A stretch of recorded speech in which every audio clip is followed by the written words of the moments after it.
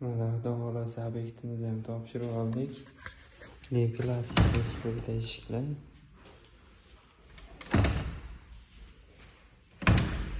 Orqalarini ta'mirlarini qilib berdik. Xudo xolasa chiroyli chiqdi.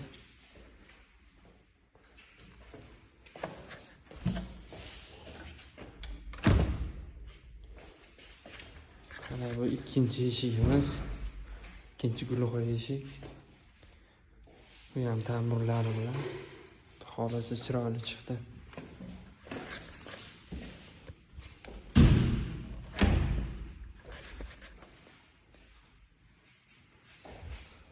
Mana endi Xudo xolasa uchinchi eshigimiz oynali eshik. Buni ham ta'mirlari bilan hammasini ta'miri bor. Xudo xolasa chiroyli chiqdi ishlarimiz. Mana bu 4-eshigimiz. U ham oynali.